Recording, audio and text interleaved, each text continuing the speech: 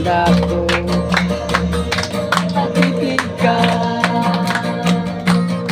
Isang susuhog sa mga problema, isang buhatin kalayo sa pagsilan. Ihakalin mo, O Diyos, may kadaungan ako. Kayang ginoon ako bathanan, kayang ginoon ako balaan, kayang ginoon ako nagtiya sa tanan. Kayang ginoon ako masaligan, kayang ginoon ako malauman, kayang ginoon ako sayod sa tanan.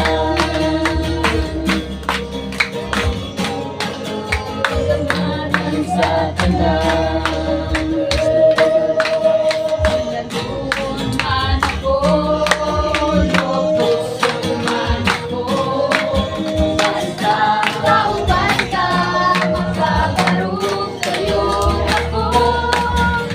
May mga kaliskanan, muwabing mga paghantos, kasalig lamang sa ayan, hindi makahos. Kayang ginoon ako dahanan, kayang ginoon ako balaan, kayang ginoon ako sayod sa tanan. Kayang ginoon ako masaligan, kayang ginoon ako malauman, kayang ginoon ako sayod sa tanan. Kayang ginoon ako nagwanan sa tanan. Kayang ginoon ako tamanan sa tanan.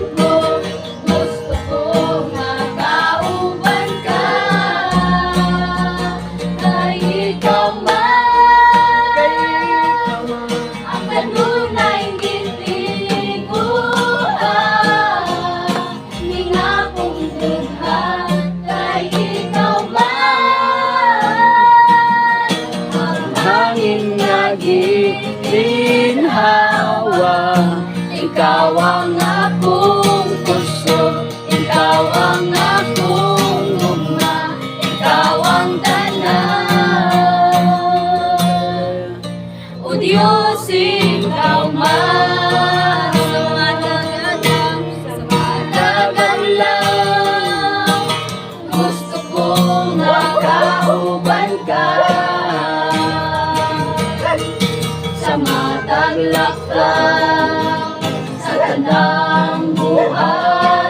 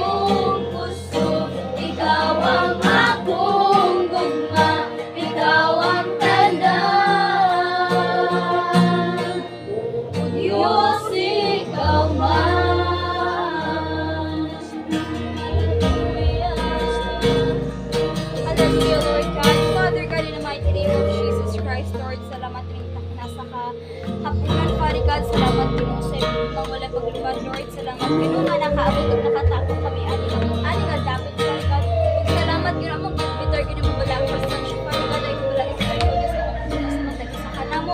Ngani karon din Father God, salamat gino may mga sa mga pulong ang magdaghan Father God. Salamat gino nga tugan ang mga pulong Father God nga nang maglabay ng hawak mo Dios. Ug mataso pa nga sa una kasi ug mo ka nang may-apply sa matag sa lugar ko na lay ko Diyos sa wala. In the mighty name of Jesus Christ, Lord, I pray. Amen. Kasi na panalanginan. Okay, ato na po tas pagpamati sa pulong sa Ginoo. No? So pasinsan na sa atong panato kay bits mo guni atong tupad. So yagaw po, gadaig po sila, gadaig po ta diri. So salamat sa Ginoo no. Ato tas pagpamati sa pulong sa Ginoo. Andam na ba ang tanan? Amen. Sige, ya.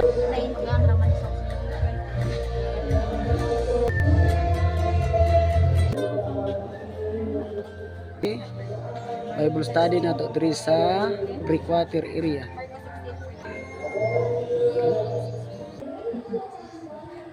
Mag-ambot para gani na mighty name of Jesus Christ, salamat kino sa kapulong God sa namubi ka magagiya na mighty name of God salamat tinula mi himanan God kung wala in the mighty name of Jesus Christ, in Jesus name we pray. Amen. 14 to 20 next na lang. Sa Mark. Ano na naman kita si Jesus sa napulog usa sa 14 sa katapusan ipakita si Jesus sa napulog usa ka tinunan samtang nang hangaon sila bisaway niya si gisawa bunyag maluwas apan ang dili mo tuo simutan sa akong bayan maglilin sila mga yawa o maluti sila lain-lain mga sinigyan sa 18 sa mga masakiton ug makaayos sila gibayaw si Jesus ngadto sa langit sa 19 human makigsulti kanila ang Ginoong Jesus gibayaw siya ngadto sa langit ug milingkod sa tuo sa Dios sa 22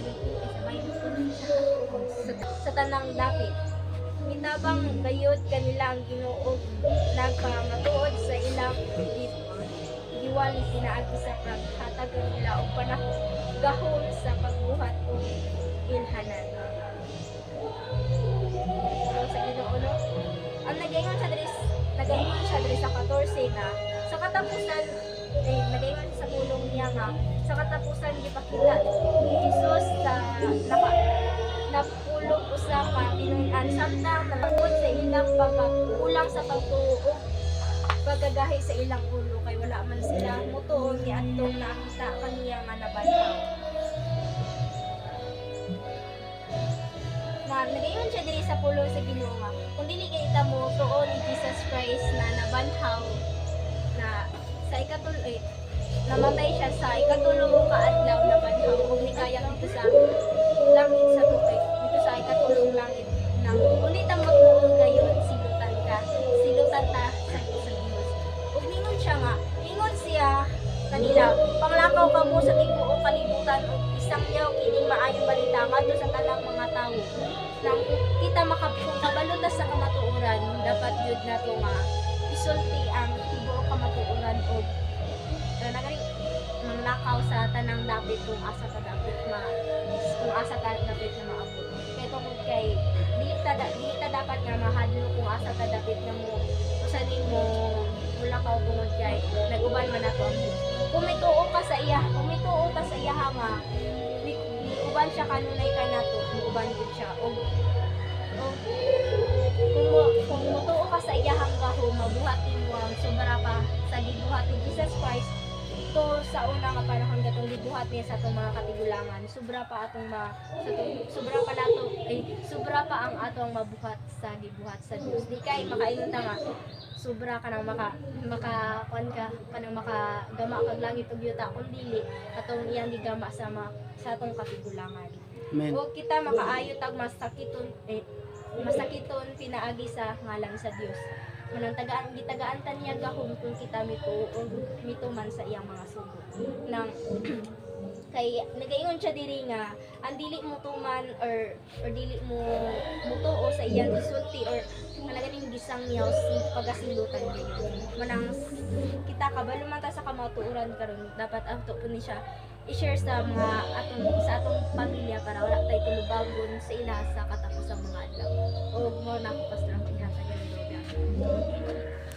gyud